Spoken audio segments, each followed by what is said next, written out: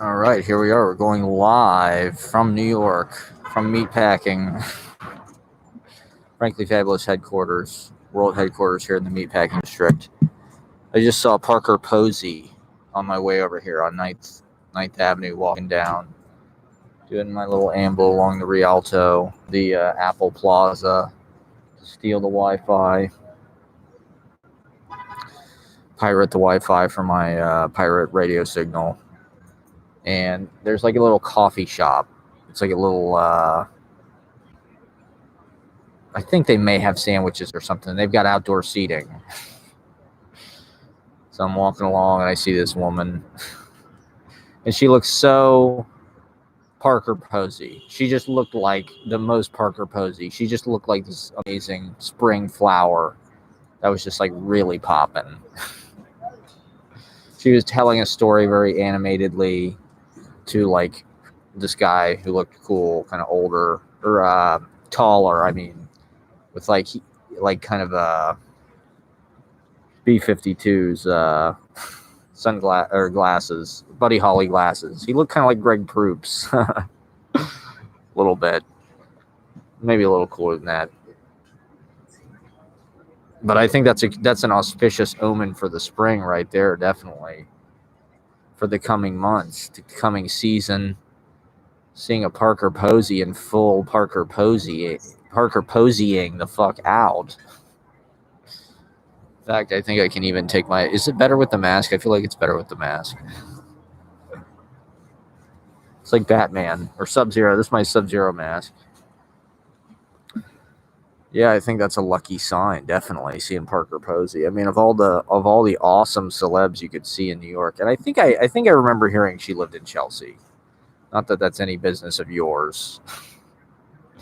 She's like the regional '90s genius indie. Amy Sedaris is the other person I want to see in the West Village. Amy Sedaris lives in the West Village. She's got some super cute, because like for the last 15 years or whatever, she does all these like homemaking, kind of like cooking, or like her apartment, I guess, is like super magical. I'm hesitating to use the word manic pixie dream girl, because in a certain way they kind of pioneered it. Amy Sedaris and Parker Posey.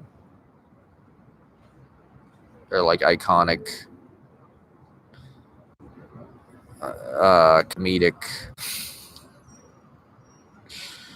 They're not really ingenues. They're not really manic pixie. I mean,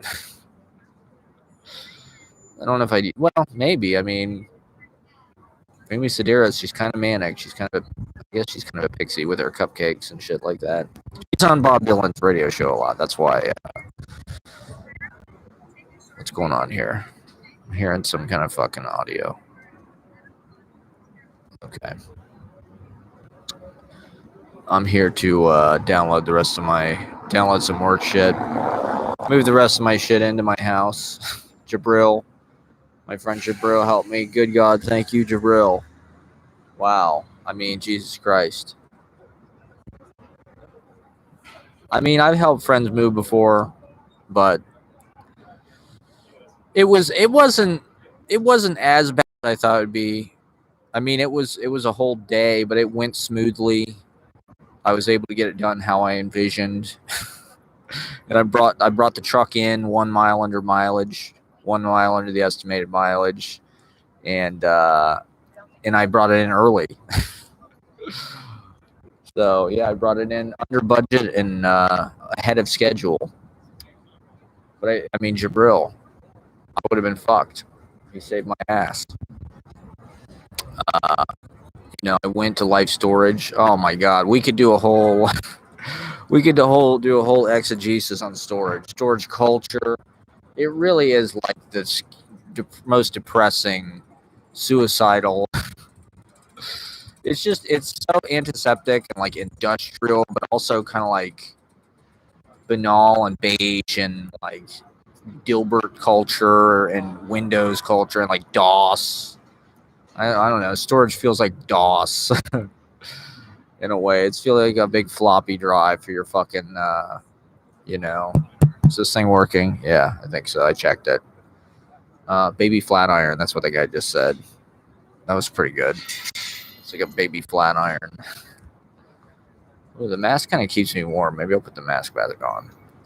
But storage places are just rife with emotional. They're just soaked in emotional because it's all about divorce and moving out and all my shit's in here and people get robbed in storage places and, you know, separating your stuff. So it has to guise itself in these very like neutral antiseptic. Well, it's stainless steel. You know, the idea being it's super clean, super climate controlled, super weather resistant. There's no ads, peculiarly enough. You know, you'd think storage fucking places would just have ads all over. They have all this wall space. I'm surprised they haven't city biked the fuck out of you know, they kind of maintain their the mortuary kind of quality. It's like a fucking crypt or interment. You know, they have the wall with all the fucking people that are like interred. Hugh Hefner's interred next to Marilyn Monroe or whatever. Your storage place is kind of like that kind of neutrality and like, I don't know. There's like a grave.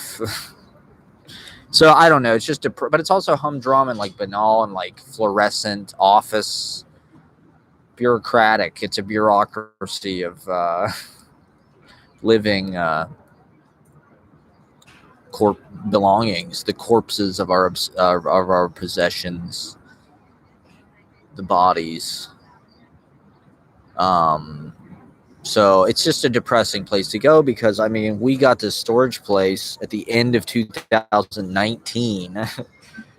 We got it. So that was at a completely different time of my life, just a world apart. And God, I mean, it was just so, it was so stressful and so hellish. We had moved a couple, you know, I went from not moving at all for like, you know, what, 5 years to all of a sudden I moved 3 times in like less than 2 years. And so like I fucking, we moved our shit from Park Slope to Greenpoint, from Greenpoint to Ridgewood, from Ridgewood to Bushwick. And the place in Bushwick was on the 2nd floor, and it was just so hellish. We never even unpacked. It was so hellish.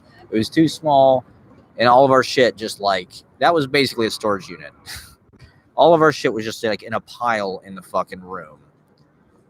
And we moved out. We started immediately moving our shit into this life storage place in Long Island City. And the people are super nice, 5 stars. I've given them Google reviews. The same girl checked us in. Who checked me out. She checked my ex and I in when we were getting the storage. So we moved our shit in a little bit at a time because the idea was it was 50% off for the first 3 months. So the idea was we were going to move our stuff into storage. We were going to go to California, go to LA, just kind of see what happens. And then either move back here, which probably is what I would have done, or get our shit and move to California, which is, you know, what she did. But what ended up happening, of course, was, so we moved the shit in December 2019, and like all my this fucking poetry book, if you read Opposite Street Parking, and you read fucking the other one I wrote at that time, they're both full of references to this fucking storage place, and like 11/11 is a very special day. Because we had that Lexus and we were taking our shit over a little at the time, and the cat, and oh my God, it was horrific. It was so much work and just,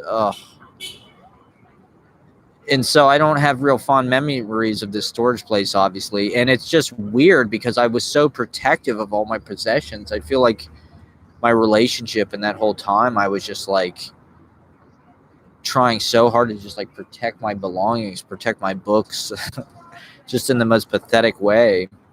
My cameras, I couldn't use any of it. It was just like moving them from one bad situation to a worse one, in this like maelstrom of just like, oh, liquor boxes full of literature, my world oh, my precious ego, my baggage. It literally is like my baggage. It's my ego bondage. It's like, oh, these little, I think I tore my rotator cuff carrying all this shit upstairs. So, you know, we've spent a lot of time, and like, it was the time before the pandemic, and, you know, it was me and my ex, so it was kind of a sentimental time. And both, so, you know, last year I came to the city, we separated our stuff. I moved all my, we ended up having to get 2 storage units. We got 2 because they were 50% off. So we thought, oh, no problem. We won't be here longer than 3 months. We're just going to LA. This is how they get you. Somebody told me this about storage units. This is how they get you. They move you in cheap, and then they just keep raising the price. That's what I think my brother told me that. That's how storage units make their money. That's what they did. I mean, you think you're only moving in for 3 months. And this place was great. It was month to month, so I could literally leave at any fucking time. Not on a lease. I didn't have a deposit or anything. But the pandemic was literally exactly 3 months in. So I came back to New York thinking, okay, I'll find a place. I'll get my shit out of storage. Then it's, she can deal with her stuff. And then boom, the pandemic happened. So our shit just ended up in this storage limbo. I mean, she got her stuff out in September. She paid a shitload of money to move it to California, where she lives. Me, so, you know, our situation changed a lot. So we had 2 units. We closed one of them. I moved all of my stuff from half and half. I moved it all into the downstairs unit on the 2nd floor, right near the elevator. Very convenient. And it was $112 a month.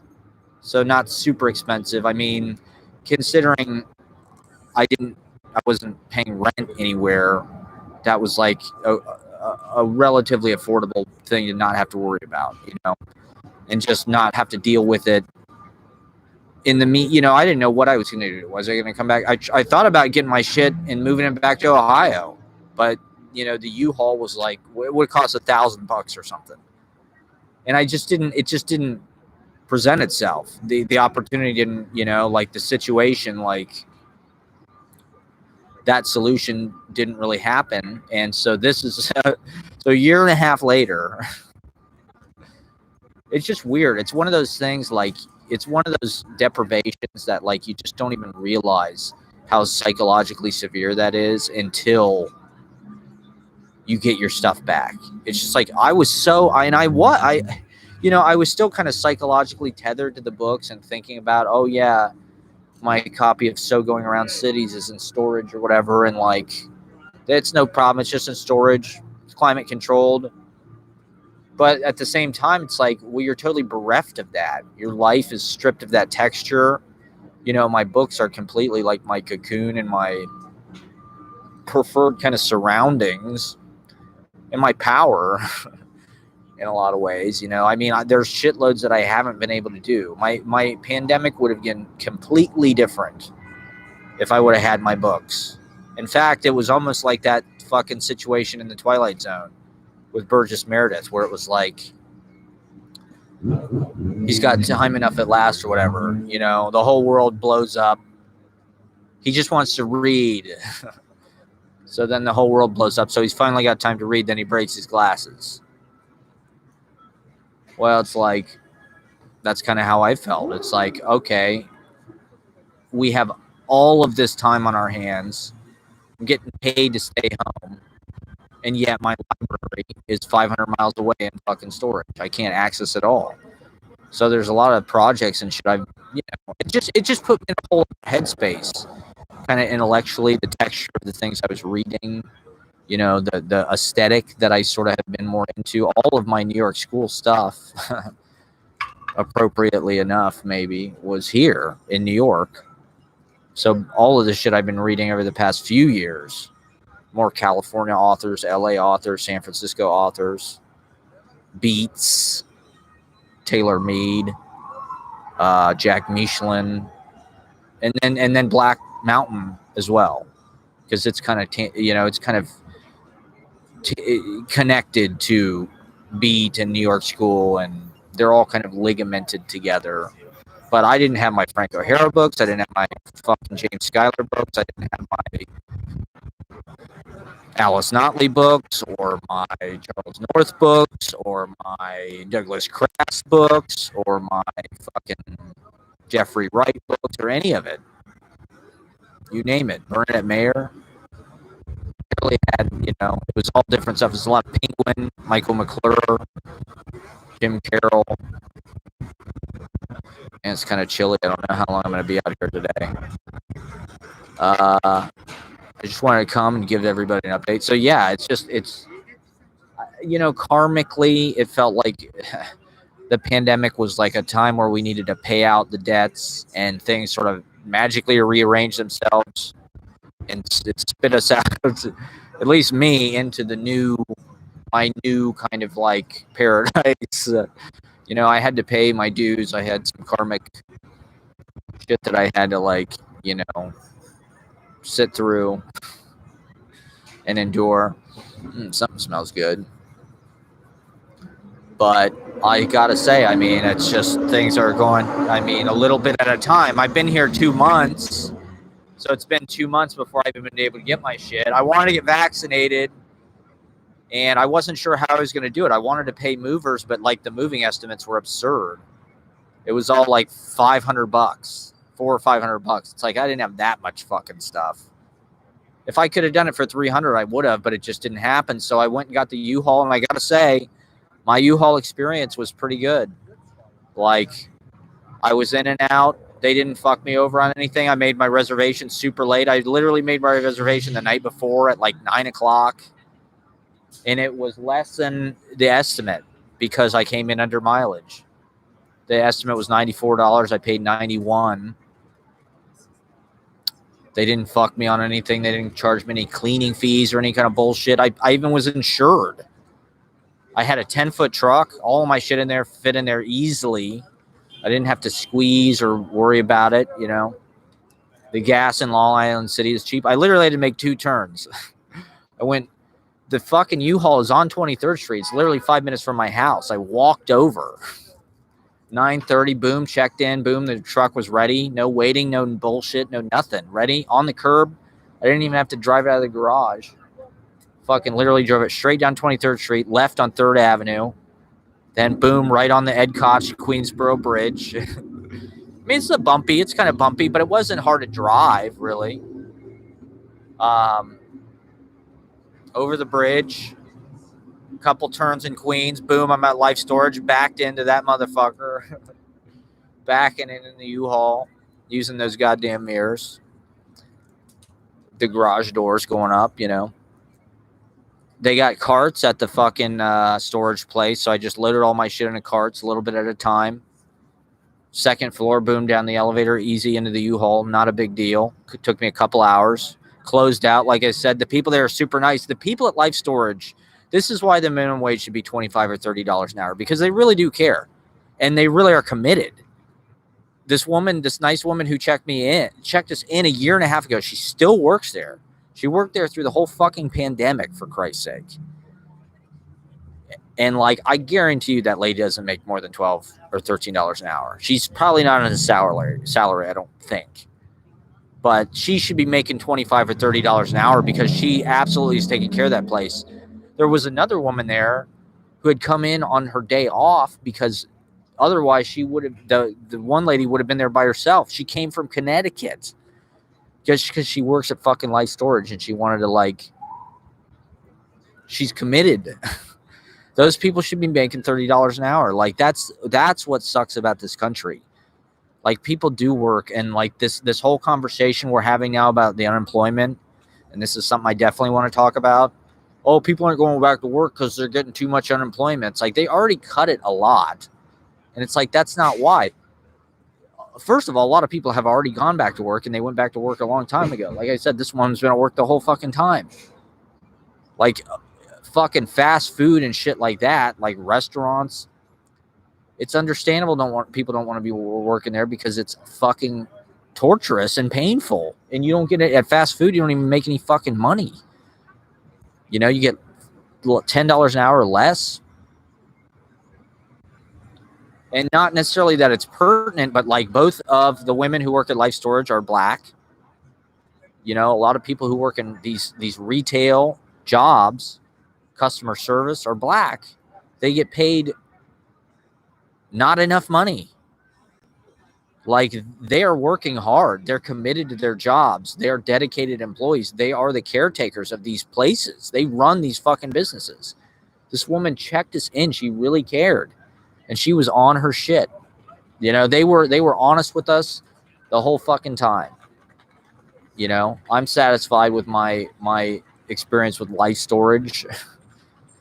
I mean, I don't necessarily know that I could afford it of my own, you know, volition, but because of the circumstances of the time, I was able, and I thought they were fair. This woman should be making $30 an hour. Absolutely. Same with people who work at fucking McDonald's and shit, or Walmart. You know, in Australia, this is one thing I was thinking about. In New York, during my time here, I've known all these Australian people. And like, this may have been like their Paris, you know, in the fucking 20s. All the Americans went to Paris because it was post-war and the American dollar was so strong. They could live in Paris for nothing. Australia might be like that now. Their minimum wage is $20 an hour or something more than that. And there was all these Australians I met in New York during my time here. All these Australian people I knew in Park Slope and shit. It's like, they're here because their economy is way fucking better than ours. And they saved a bunch of money working menial jobs, making $20 an hour. And they were able to finance, you know, coming here. And it's like, American wages, American dollar power. You know, the conversation we need to be having is that the wealth has gone up, but it doesn't go to any of the laborers. You know, a lot of the wealth that's created is speculation. This is something, a recurring thing, the crypto, of course, but also stocks. You know, our whole country is so focused on stock value. You know, that's one reason why they want the worker wages to stay low, because that's just one thing on a fucking spreadsheet. And it's one of the things they can cut corners on. You know, they can manipulate people psychologically. They can crush you and lie to you and hypnotize you so that you don't understand that, yeah, I should be making $25 an hour working at Starbucks. Their stockholders are making fucking money. Their CEOs, you know, their board is making a lot of fucking money. Google, same shit. It's like, they make a lot of money off of us. We should be paid for our data. They should finance a universal basic income with our data. You know, rather than charge us to fucking cell phone bills, Wi-Fi bills. Like, are you fucking insane? That shit should be like network television. You know, it should be nationalized. The newspapers. You know, they should subsidize journalism. They should subsidize the newspapers. Part of the First Amendment is having a strong free press. Fuck, is that music going to show up on my shit? I don't want the music to fuck up my copyright shit. I don't know. Maybe I'll check out kind of early. I wanted to come down and do this, but the weather's kind of shitty. And can you hear that music? I'm not even sure if you can hear it. You know, journalism, this is something that's necessary. There needs to be a free press. This is something that, and the conversation is starting to happen with Biden raising taxes on the wealthy. Oh, there we go. Now it's really going to show up. Fuck. I don't want to get copyright sniped by Metallica bullshit. No, Metallica is accepted now. They're not even like they're the emotional norm the country lives in. The turmoil, the psychological damage that's been done to Americans, the loudness wars. Metallica is just like pretty chill emotional climate really at this point. pretty normal. We're well suited to it. Well, 25 minutes is not nearly enough. I need to do more, but there's so much to talk about. The unemployment, yeah, they're trying to get off. Part of it is like they just want to kickstart everything back open again. It's like, I don't know. We've really been through a lot. Like they really just want to like force everybody back to work. I mean, they want to get restaurants open. They probably want tourism going on. God damn it. Is that going to show up in my shit? I guess I could move further away, maybe.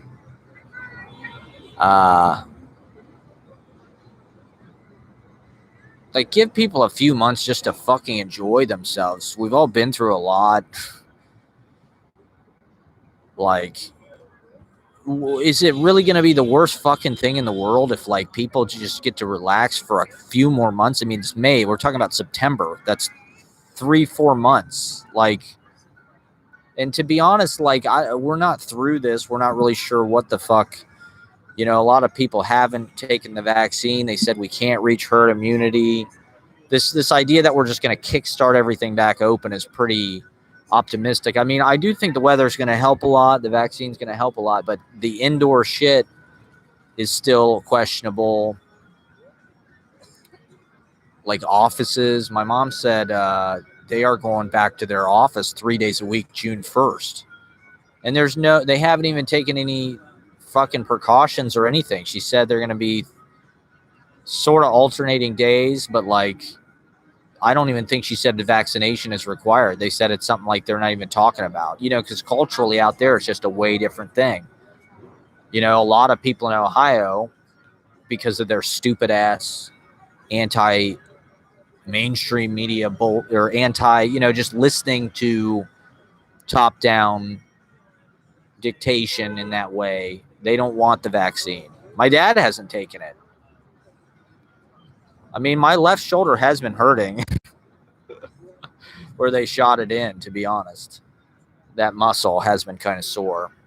And it's been a month, I think. It's been almost a month since I've got my vaccine. I mean, I just think it's stupid as fuck that, like, hold on, I'm going to move over here. I don't want the Metallica bleeding into my shit. I don't want to have to pay for, I don't want Lars the buzzkill of copyright freedom. The fucking bastard. The world could have been so free if it weren't for Lars. He was an early pioneer in just like rich people buying up the internet, preventing it from being what it should be. Which, you know, he had to keep his pool heated. He had to keep his pool at 90 degrees or whatever. So the rest of us have to fucking get copyright snipped on YouTube while we're just trying to make our citizen pamphlets here like Thomas Paine.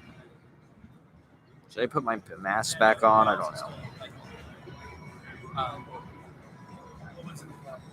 Master! Maybe I should. Well, I'm on the Apple Store, though.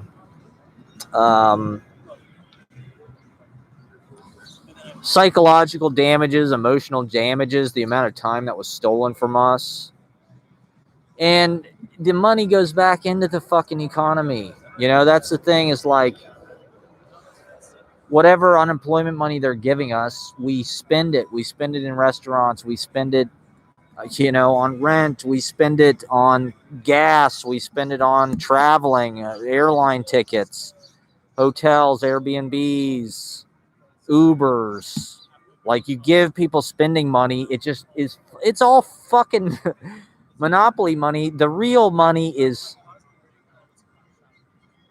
stocks, crypto, financial. You know, it doesn't really involve the work thing. You know, they haven't, the rich people don't want to subsidize like the game of our economy because they're so fucking greedy. Jeff Bezos is building a $500 million yacht. And think about how little money that is to him. $500 million is nothing. That'd be like $500 to me, or $50. Just like, kind of sucks, but he'll be fine. It's like $50 to me. Just like, oh God. Like the wealth that's created, most of it is not created through labor. They said fucking crypto is worth more than all U.S. currency in circulation right now. That's a completely imaginary figment. That's a total figment of our imagination. That is purely manipulation. These tech people, they want to transcend countries. They want to transcend laws. They don't want to, I mean, they can. I saw a fucking headline in The Guardian, the smartphone is where we live now. It's like, yeah, I've been saying that for 10 years. The Guardian's just now coming to this conclusion. It's like the laws, the countries, it's like it can all be fucking enacted, transacted, redacted, shellacted, all through the phone. And so like they can supersede borders, hide their money. The conversation we're having about like tax might be irrelevant if they figure, if everything goes crypto, then it's sort of supranational or something. I think that's the point of it. The point of it is to make it beyond government control, so it can't be taxed, so it can't be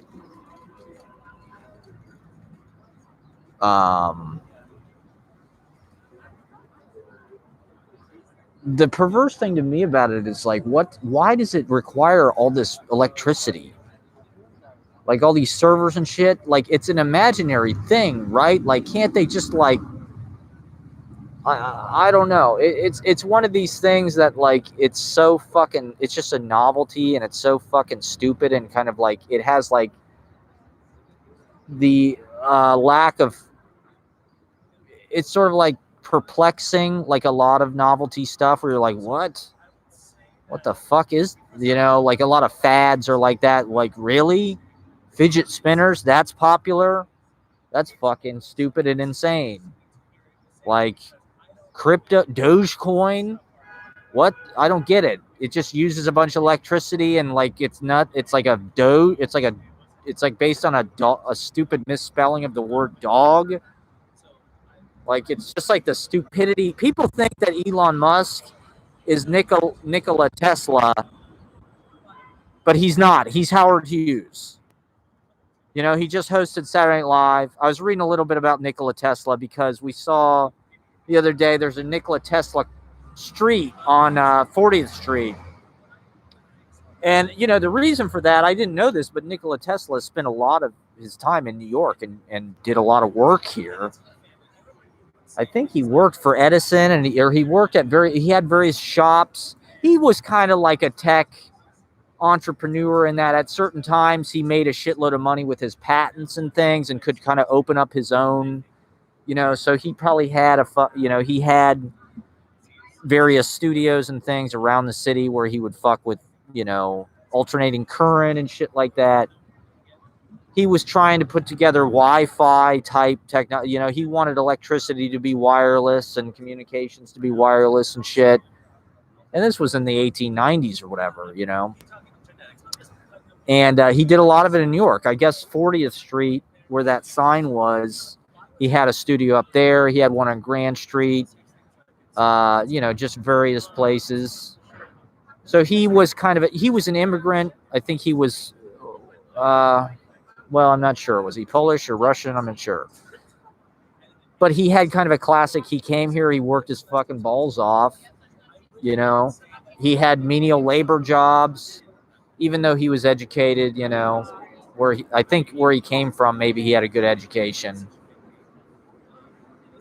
And then he came here and he had to kind of work his way up and he got rich, but then he kind of, I don't know, he lived in Midtown.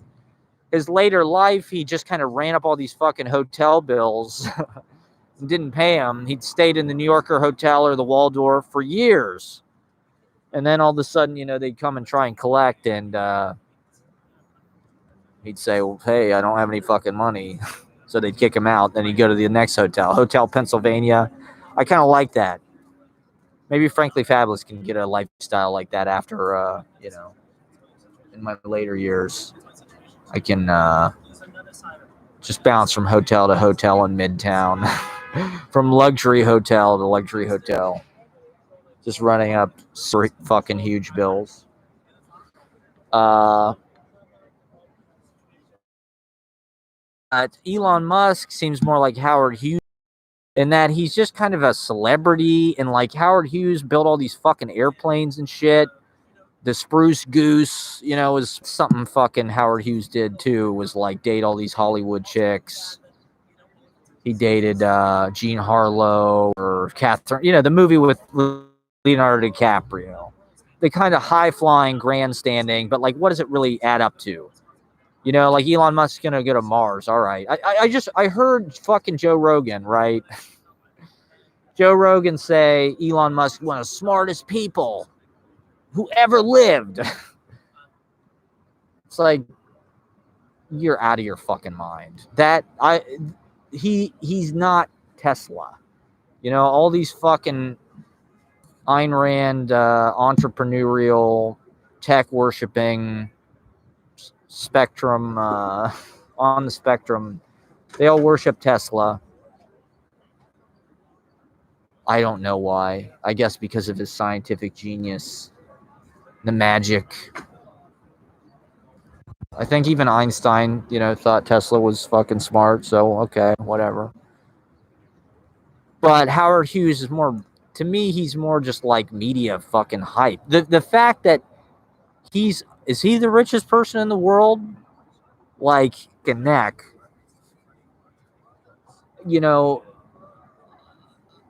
They're taking a lot of, I would guess, okay, that the value created by Elon Musk's, let's say, intellectual property, right, would be the battery, right? The battery technology. But my friend was telling me the other day, these fucking batteries, they can't mine this shit without just like completely destroying fresh water, bodies of water. They use shitload, they just pollute, they dump. The batteries are like impossible to dispose of. But everything's a fucking battery. Your phone's a battery, the computer's a goddamn battery, your car's gonna be an electric, His fucking space shit, is that gonna be a battery? I suppose it will. That's probably how we can get to fucking Mars.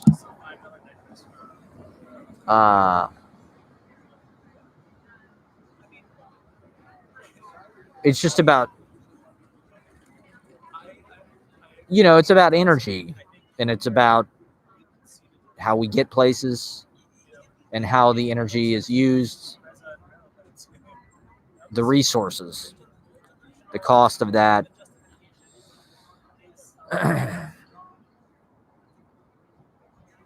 I suppose he's an innovator in that, but the Tesla is not really like a ubiquitous car. And the technology isn't either. In fact, it's kind of a rich person status symbol. I don't really see the Tesla technology being applied to, maybe I'm wrong about that, I mean, in a certain way, crypto, I guess. He's the Doge father, but also PayPal, right? That was like one of his first things.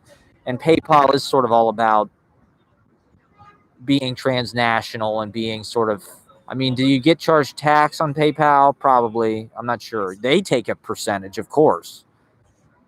So they're sort of pioneers in the web model. They're just an interface. They're just an app. They don't do shit. They're just coding, you know? And they skim, like in Office Space, they skim from every transaction. So they get super, super goddamn rich.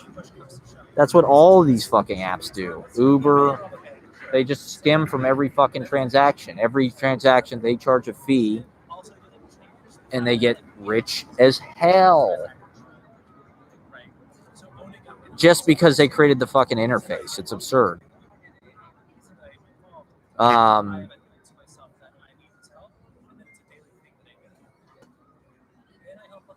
What the fuck? I'm trying to think of what else Elon Musk, how else he has created wealth, right? I mean, to be the richest person in the fucking world. You know, I suppose if he creates the battery technology that's going to power every fucking thing we have going forward, it's self-driving cars, which supposedly are going to be safer, but I'm not so sure.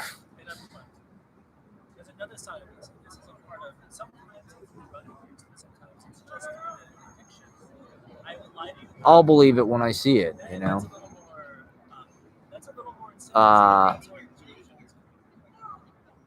But it's not like Amazon, you know, like Amazon, this fucking thing is like in our lives every goddamn which way you can think of.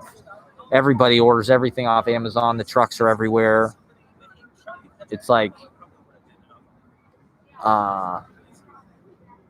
Tesla is not like that. I mean, Elon Musk is in our fucking face because he's a media hound. He likes the attention. He likes being, you know, he kind of understands the troll thing, I think, on the internet. He's kind of sympathetic to that, maybe. I mean, he probably, I think the reactions that people have in the comments a lot of times are incendiary and I mean, they're completely cut loose from any kind of responsibility or anything. So in a certain way, if you're a public figure, you're used to just like shitloads of blowback or death threats or, you know, reply guys or whatever. So you kind of think, oh, well, no matter what I say, fucking people are gonna like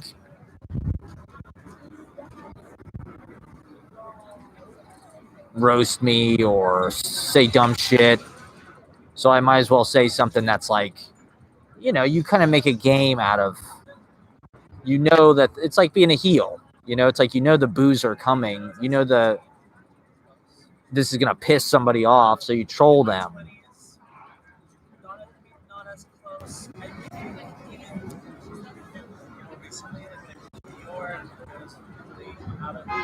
I don't know.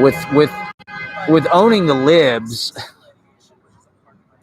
it became like whatever it was that pissed off the libs, that's what they liked. The Republic, that's all they cared. Like vaccines. Now it's vaccines. It's like, oh, all the libs are getting vaccines. We're not doing that. Like, you can't compromise with these people because they define themselves by being what we're not.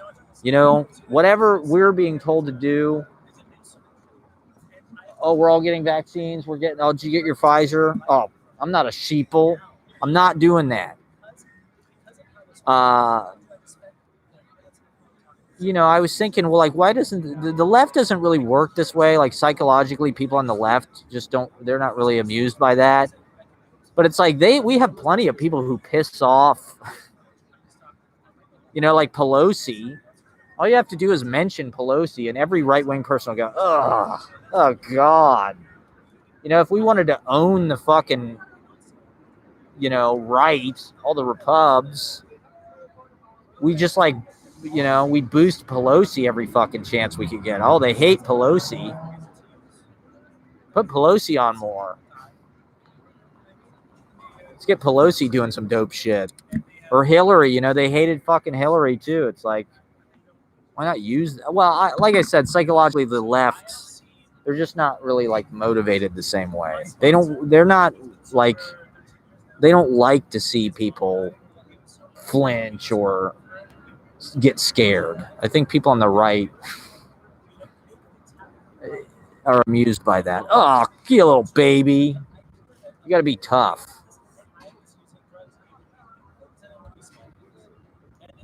Fake masculinity kind of bullshit.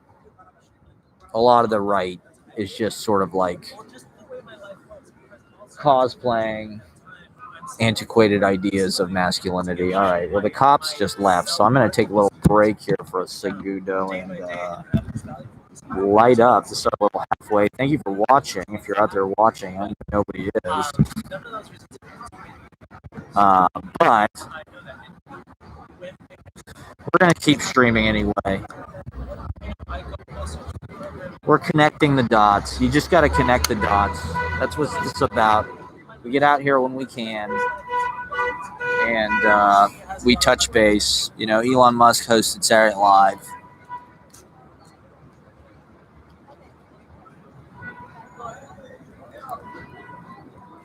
So, yeah, I think he's more like Howard Hughes.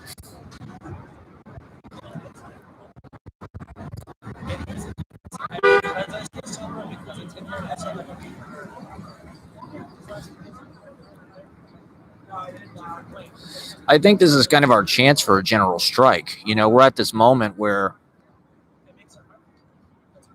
well, the jobs report, right? The jobs report came out and it was less than people thought.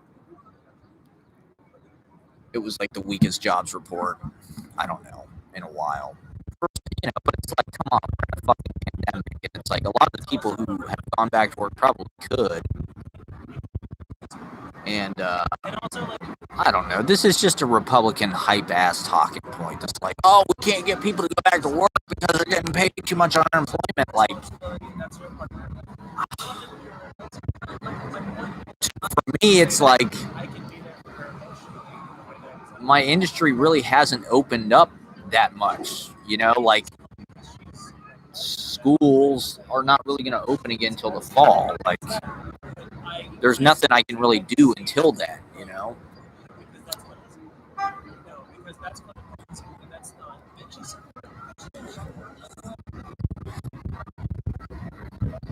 But now is the time that there could really be, they could fold this into a general strike, you know?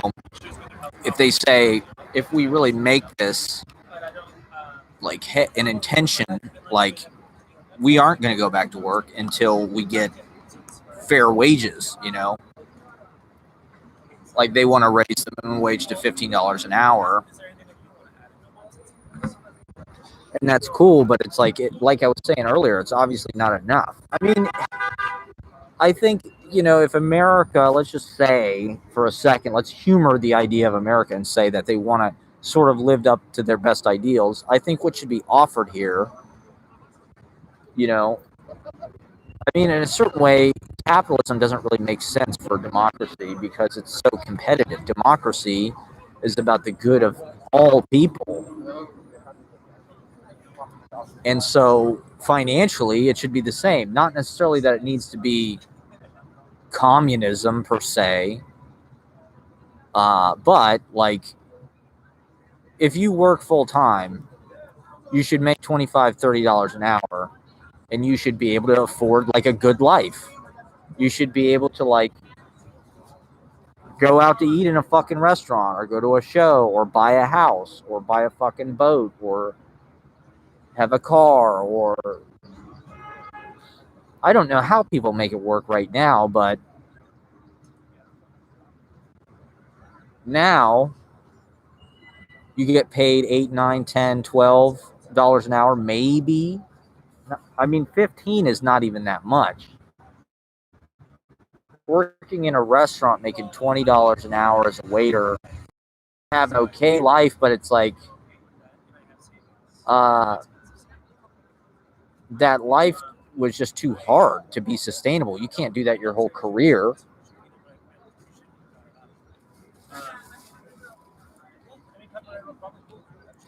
You know, we just need to rethink the economics of everything. You don't need to require that people do. It's classist, obviously. There's an aristocracy where if you're born poor, chances are you're going to have to work some kind of job that is like physically taxing, physically uncomfortable, just to even like pay month to month for your food and housing.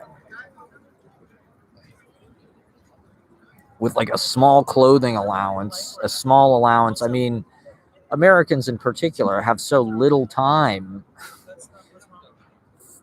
for leisure. It's just work hard, party hard. You work 5 days a week, sometimes overtime. So you got 2 days a week to do anything, to travel, to see your friends, to see your family. I mean, it's clear that the system is set up to work you until you are exhausted. Too exhausted to fight back or care, you know. All you want to do is just entertain yourself, you know. And then the tech people, they're the same. They're consumers. It's just on a higher level. You know, their labor. The more aristocratic you are, the less likely you're going to have to like do a job that is physically uncomfortable or that you don't want to do. Probably like poor people got to work at fucking McDonald's or Walmart or loading trucks or moving furniture or bartending or waiting or hauling garbage, being a teacher.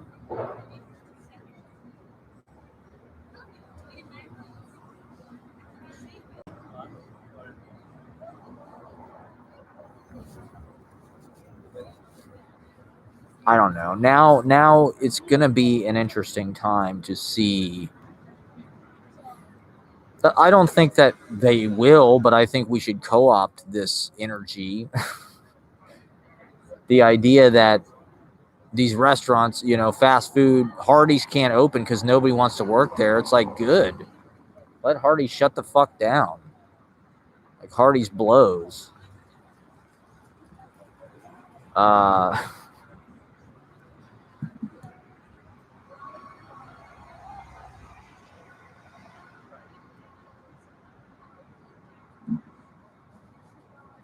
You just have shitloads of wealth being created out of nothing. You have no corporate tax liability whatsoever. You know, America is nothing if not the country of the corporations. It's all about giant homogenization. Whether it, I mean, it's franchises, Starbucks, McDonald's, Walmart,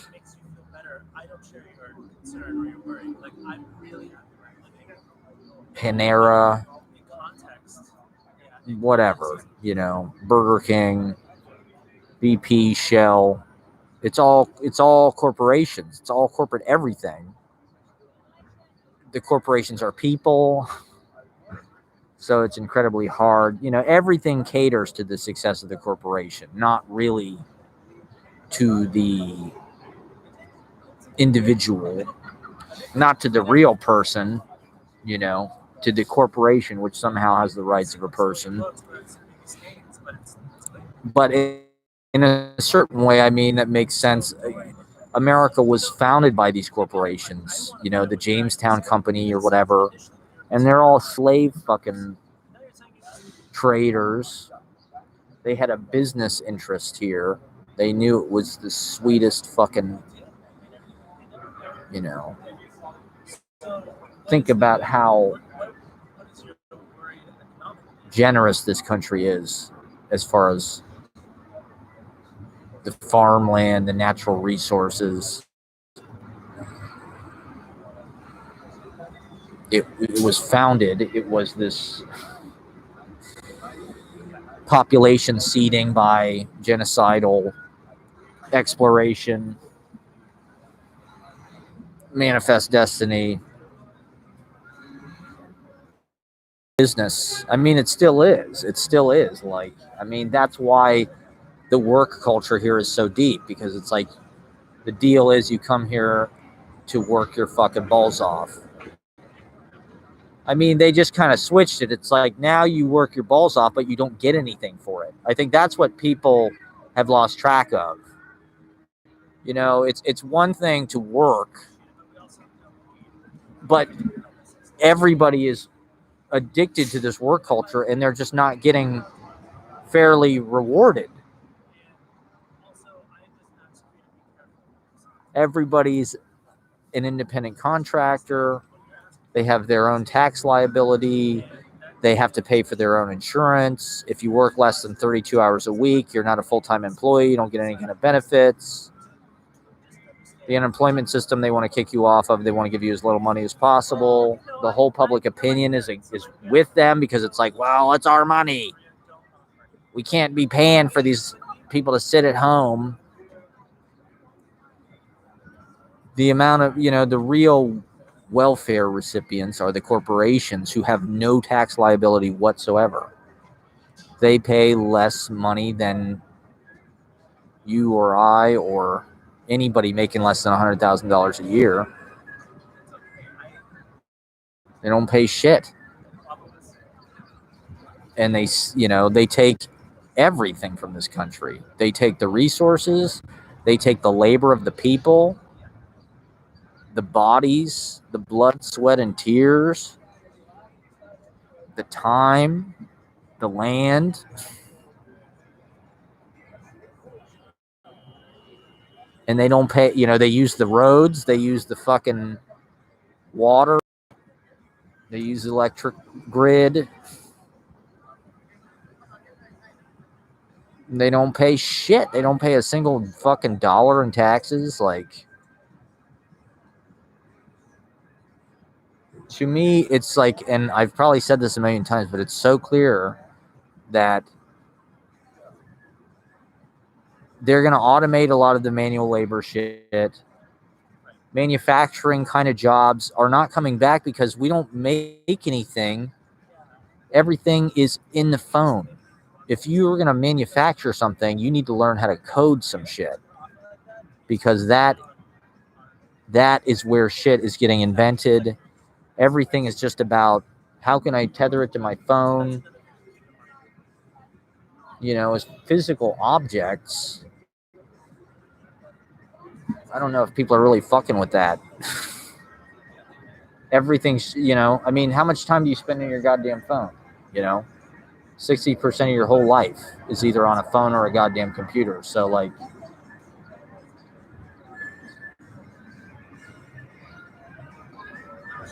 unless you're inventing a phone or a computer,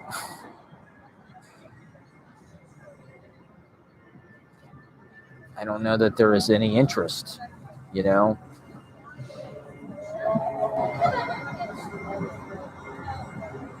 physical objects, and that's one thing about New York City. New York City was a port and it was a factory town.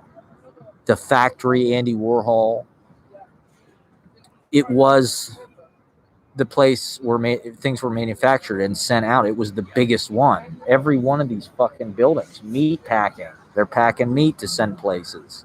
Soho, those are all factories. The shirt waste fire, that's a factory. There's sweatshops, all these fucking buildings, all these industrial buildings. And it ain't that way anymore. They're making real shit. They're making, I don't know, Topps baseball cards. Or is that what China's like now? Is that what New York was before? Where you see made in China? Was New York just a bunch of sweatshops and like kind of this chaotic tangle of,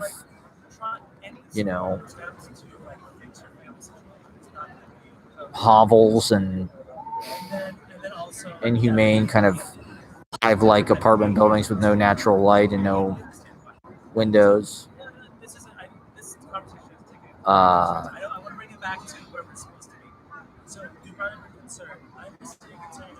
But in the same way that our country doesn't make physical objects anymore, it makes tech bullshit. So what's in New York? What is in all of these spaces, all these industrial spaces, all these former factories? Is tech bullshit. Tech people, tech startups, WeWork, apartments for tech people. Google owns a lot of the shit. Google owns the Port Authority fucking building. You know, there they are, right there. Let's say hi to them. Hi, Google. You're on Google. Google. Google. You're on Google. So I don't know. In a certain way, it's fitting that maybe that's what's in New York right now, because that's just what the world is. You know, it's all evaporated, and it's all just,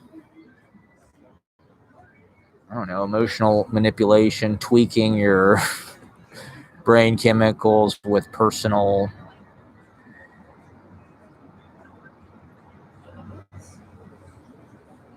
bait and switch, or scaring you. What's that called in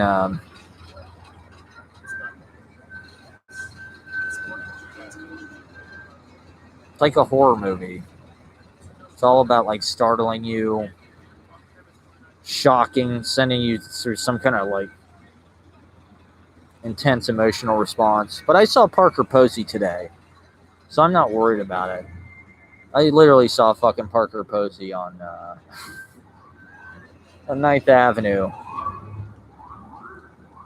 and she was animated and doing great. She was being so Parker Posey. It was just like sprung to life. Gave me hope.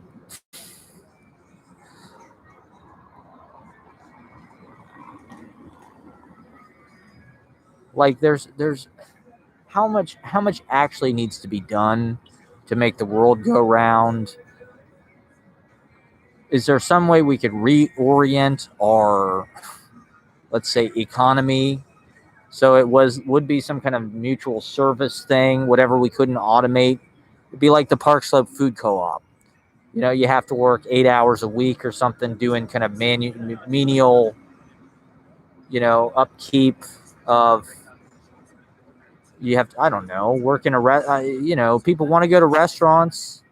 Now it's all ghost kitchens, right? It's going to be drone delivery. Have drones make the food. I don't know. Does that sound I better not get copyright sniped. God damn it. I know I will be. It's fucking the YouTube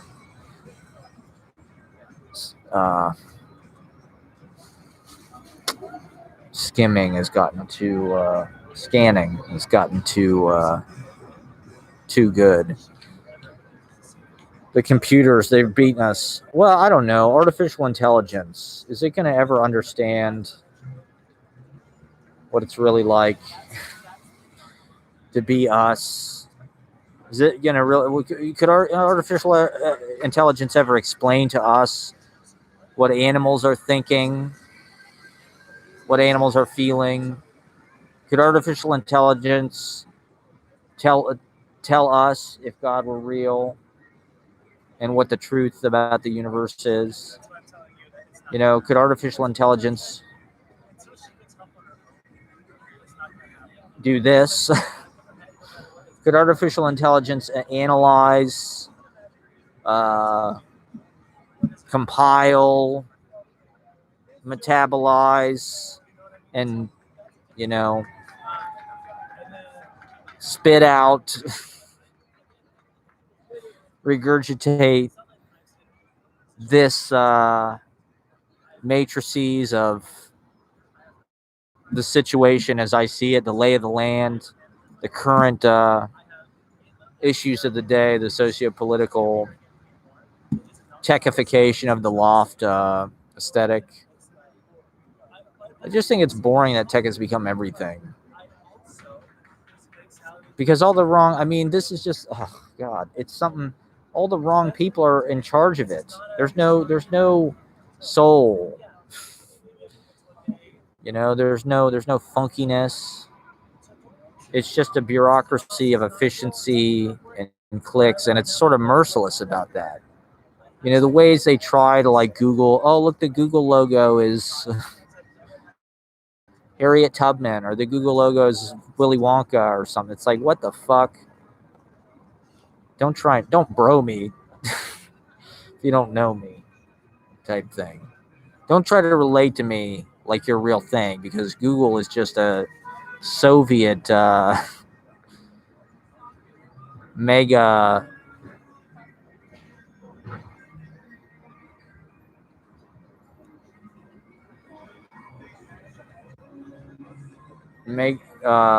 megalore of gobbling.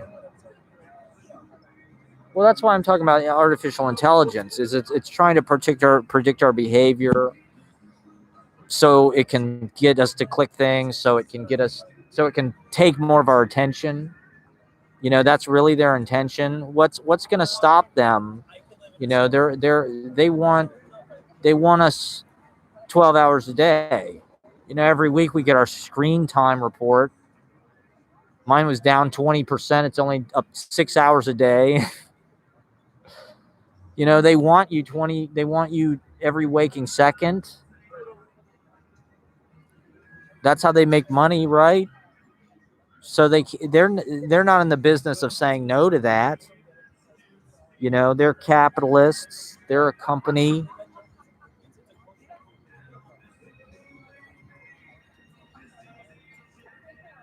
Let me get this guy real fast. There he goes. Yeah, this guy does these cool dance moves and shit.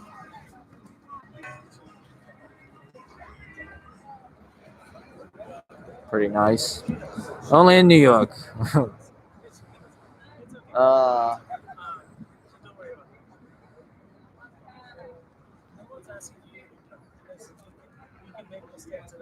They want to know everything about you. They want to go into your fucking contacts. They want your pictures. Can they access your photos? Let us access your microphone. Can we access your camera? Let Instagram access your camera. Let Facebook access your camera. Let Google access your photos. Can Google access your diary? Oh, you're typing your diary into Twitter. I'm doing my diary right now. You know, when are they going to be? I mean, they probably already could. They probably already could do a Frankly Fabulous bot. The only reason it doesn't exist is because total lack of public interest. You know, nobody gives a fuck enough to program a Frankly Fabulous bot, but it could exist. They could take everything from my live streams and just have some AI do this from now on. But I don't know. Could it react to current situations in the manner that I would? You know, could it come to these same epiphanies? Can a fucking computer experience orgasmic bliss at the little thought explosions of epiphany? I fucking doubt it. I mean, that's what I'm here for. They think too fast. I think slow. I have to figure it out as I go. To figure it out loud.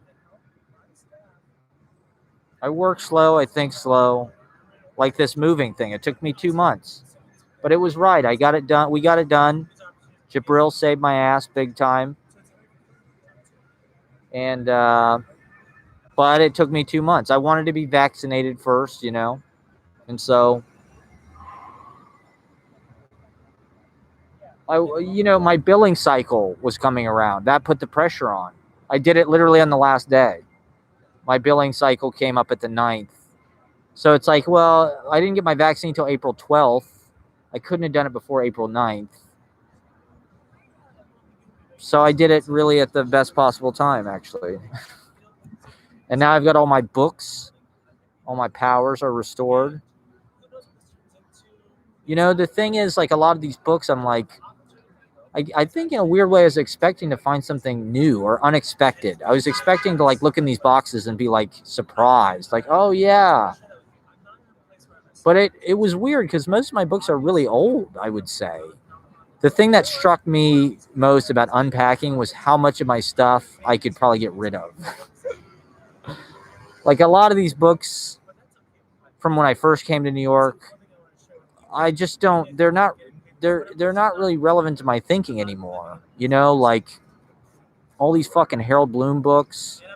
I got so many fucking Harold Bloom books about Agon or I have his book about Wallace Stevens. I have his book about the Romantics. I have his book about because I just picked them up here and there, on dollar racks, really.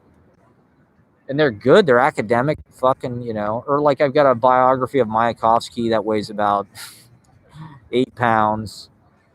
I've been carrying around. It's like, okay, it's cool that I have it, but do I really need to own this? A lot of my academic books. I've got this academic study of Marion Moore. It's cool, but it's like it weighs fucking 7 pounds. It's like I don't need to be carrying this. And I definitely have enough stuff that I would say I'm ready to reprocess out into the world. That it would be a good inventory for like a shop. I could sell all that stuff because it's all good, and it's like Seamus Haney stuff, Jonathan Lethem. I don't know, but academic stuff, my tastes have really changed a lot. I guess they're rapidly evolving at all times, but particularly over the last decade, like I kind of, I read my way kind of into the present moment. The things that I've collected, particularly over the past year, are kind of more contemporary. They're more interesting stylistically, aesthetically, and they're more specific regionally. And to the stuff I was reading before was just kind of like the canon or the general consensus as far as the big media conglomerates were concerned about what the great, like I said, Seamus Haney, or I've got this Robert Lau collected prose. It's like, I like the casualness of Robert Lau. The early, more kind of formal stuff, I don't know. But it's like all that shit is super white bread. And so it's kind of useless and just like, there's just more interesting things, the street culture, the things that were post 50s are actually kind of the most interesting. A lot of the stuff that I have is, older. I've got all the English poetry, a lot of that stuff I have managed to pare down, and I have kept what's essential.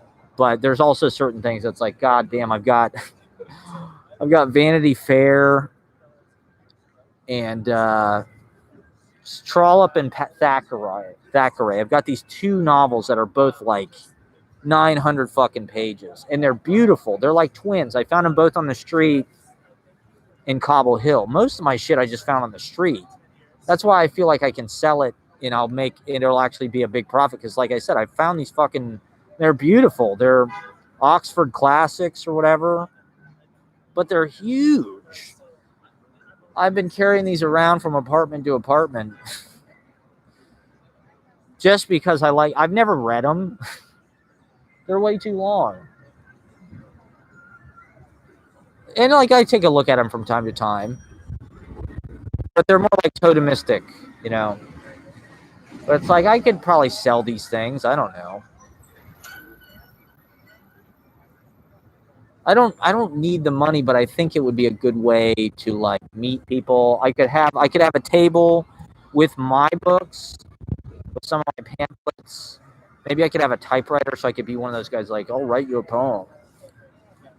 And then I could have the inventory of curated selections. And I could kind of guide people's tastes to poetry stuff. People might not know that they want it. I could kind of,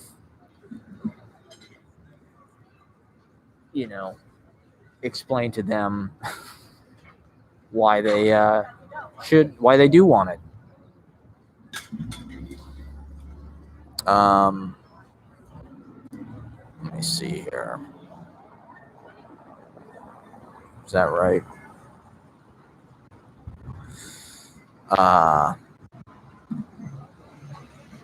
But I don't know. Getting those books up and down the steps. I don't know how I would do that exactly. And setting up a table and shit. I'd have to do it here. I don't really know if this is the audience. I don't know if the Google employee, Euro Ameritrash, night clubbing, glitterati is really going to be super hyped about the letters of Theodore Rothke, hardbound book that weighs 15 pounds.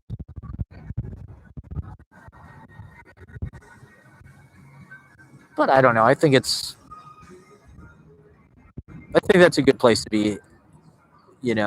I certain things I hate to give away because it's always the thing that you give away. Like there's this book, The Job by William S. Burroughs, that I had in a nice Grove Press copy that I got on the dollar rack at Housing Works on Crosby Street.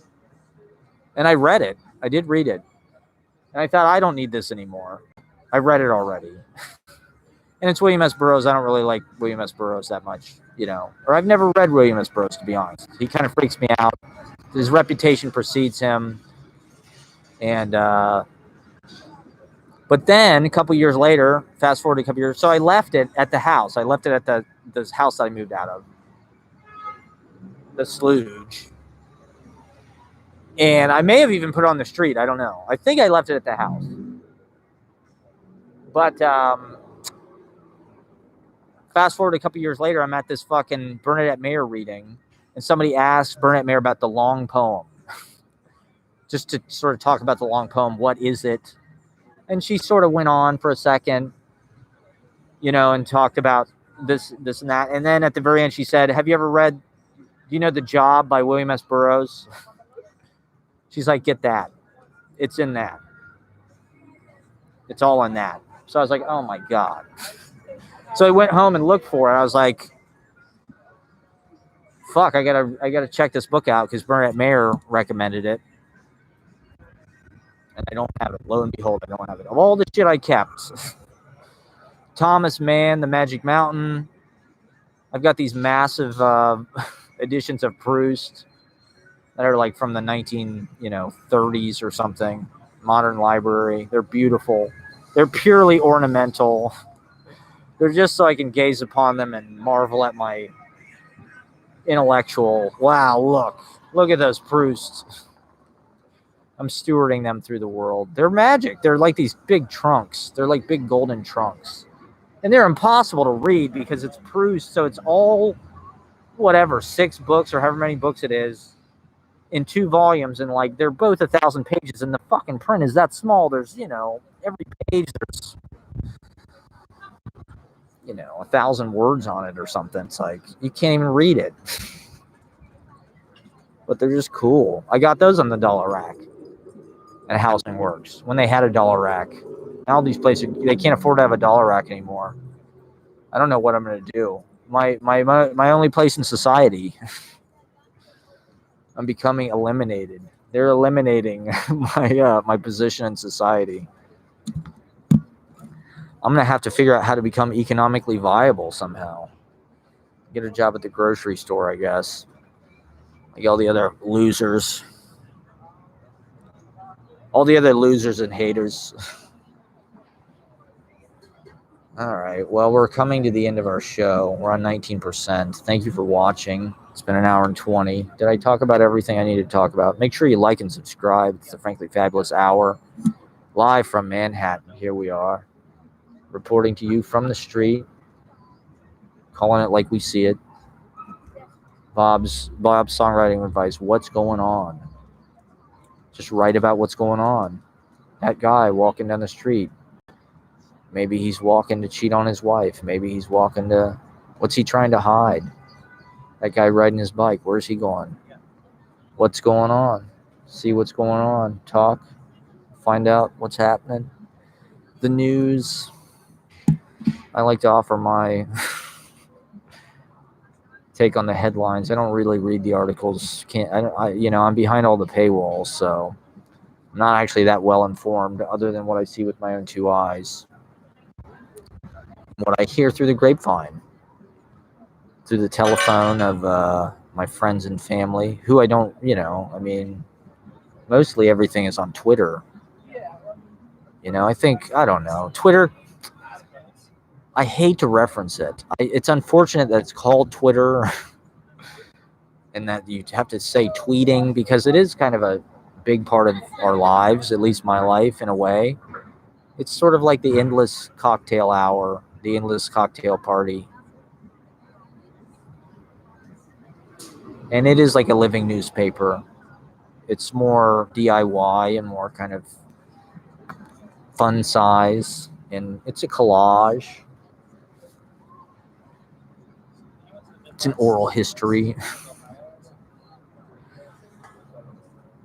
Up to the minute, immediate, starring all your favorite authors and thinkers and modern personalities. You see, and just regular people. A lot of the people that I follow that are the most interesting have a couple hundred followers. I'm sure I'm in that class. I've got 302 followers. I broke through to 300. I've had like 272 followers forever.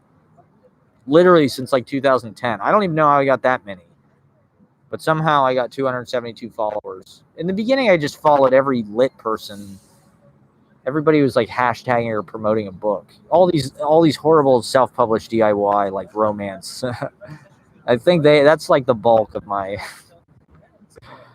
following. But over the years, I've kind of changed them out. More and more real kind of lit world people. They see like, okay, this guy's like, he's followed by other poets, so we'll follow him back. We don't know who he is, but he's somebody. He's part of the conversation. So that's one reason why I use it, because I do feel like, okay, at least I'm at the table. Theoretically, some of these people might be seeing my tweets. I know I check the thing fucking constantly. So I do feel like weirdly personal and up close with people that are total strangers to me. Because I don't know, especially over the past, Trump years. I mean, I used it before that even, but the Trump years, it became more weaponized and more like something we all are going through together. But Twitter's different. It's different than the other apps. It doesn't really attract, it attracts writers, readers, thinkers, comedians.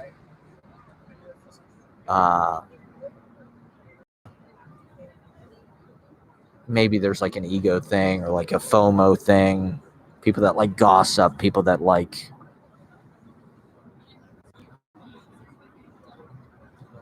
the tea. Spilling the tea. So they should pay me to be on Twitter, goddammit. I broke 300. I got 302. And I think, well, I don't know. My impressions have gone way down. I can do my analytics. I don't know if you do all your analytics. You get the readouts. And I can see, okay, this tweet got 45 impressions and two detail expands. What the fuck does that mean? It's totally insignificant. Or this tweet got, if I'm really lucky, I'll get a profile click. I don't get follows that often. Once every few weeks, I'll get a new follow. And I'll be lucky if it's like somebody legit. Those are happy days for me when I get a follow back from like somebody who's actually, but a lot of the people that I follow, they don't follow me back. They think they're better than me because I'm nobody. I don't have any super big credits to my name. I guess I should work harder on that. That might put me on the Twitter map faster. I'm not any good at it. I don't know. I'm not good at getting followers, as you can see. Just tweeting into the void. But So I think, I don't know, I'm sort of halfway between one of those weird Twitter accounts and just sort of a generic white guy account with 270 followers, and sort of being an extremely, extremely, extremely minor, off the map, nobody lit world. But there are cool people that I feel engaged with, that I like what they do. There's this guy, Sin Jair, who's kind of a weird Twitter, I don't want to say objectivist poet, but like definite good content. Kind of a language poet, maybe. And then, I don't know. There's others. There's other people that I like what they're doing. They like what I'm doing. But I don't know. My public image has kind of imploded over the pandemic. A lot of people sort of got off during the beginning of the pandemic, which I don't know. Maybe a wise choice. I don't have a choice. Twitter is one of the few outlets I have where like I actually have sort of a readership, and I like it's an instant publishing platform, and it's how I learn about Elon Musk or the nanny or Dogecoin or GameStop, or you compile, like everybody, you compile news from different places on the internet. I don't really read Reddit, but okay, I go to Drudge, I go to New York Times, sometimes I check the New Yorker, sometimes, and those things, I mean, Drudge aggregates a lot of different sources, New York Times, newspapers around the country, CNN, whatever. I've been listening to NPR a lot when I cook, when I make breakfast, when I make my tamales and applesauce for dinner, I'll put on NPR. So I've been, they're kind of hit or miss about whether or not it's informative, but you catch a little bit of this here and there. Like we all do. I think we all have about the same bandwidth, attention span, what have you. And it a little, as we go around, we collect, and a little bit sticks from this and a little bit sticks from that. I'd like to do more long reads. I'd love to have a subscription to the New Yorker, or I guess I could read the Intercept more, or Atlantic seems pretty good, or Harper's is good. I'd like to fucking be able to read any of that shit. Now that I'm in New York, and I'm starting to get back into the point of view here. In Ohio, you're kind of forced more into the kind of middle America, or, you're constantly getting media from top down, from New York or wherever, LA. And so it's more right wing. Everything's more center, pulled way to the right. It's right wing. It's right wing as fuck. So, my center has been pulled way in a different direction over the past year. Now that I'm here, I'm getting back in touch with the art world. I went to the galleries the other day, going back to poetry projects, see readings and shit. I went to Printed Matter. Printed Matter has incredible books and literature that's very current, very up to the date, very, aesthetically fucking cool and shit. All right, we're winding down. We're on 11%. It's going to give me the the hook here. Freeze is this week. I wish I could go to Freeze. If anybody out there is watching and can get me tickets, I'd love to do a video about Freeze. Maybe I should just send him my video from a couple years ago. I'm a citizen journalist. I got a talk show on New York Public Access. Could I get tickets to Freeze? I'll film it. I'll do an episode about it. It's fucking like, 15 blocks from my house. That's the other thing, is I'm right in the middle of this neighborhood where all the galleries are. Once again, it's like the pandemic just sort of reorganized everything and spit me right out in the perfect place I need to be. This is everything I was working on in 2017. You know, the last episode I did where I won the award was the art. You know, I went to the galleries and I went to, so I'm in the perfect place to explore that, to film those characters, film that personality.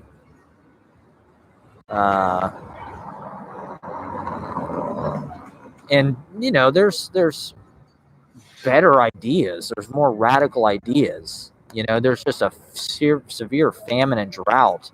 Even on YouTube, I try to find stuff that was relatively current, but I don't know if it's just their algorithms or relatively avant-garde or whatever.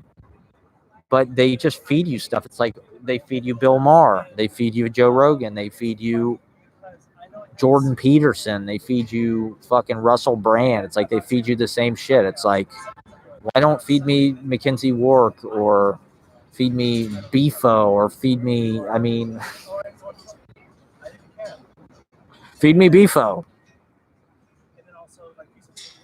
Feed me some semiotics shit, you know? Feed me Fred Moten.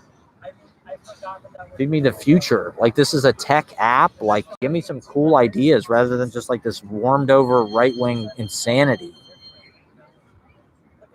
Like, the internet is so fucking right-wing. These people who make their own venison and shit. They just have shitloads of influence on the internet. Not what I would have expected.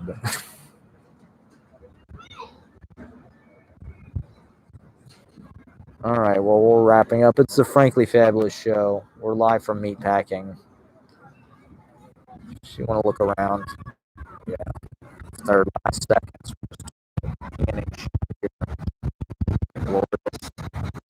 We're here from the Baby Flatiron District.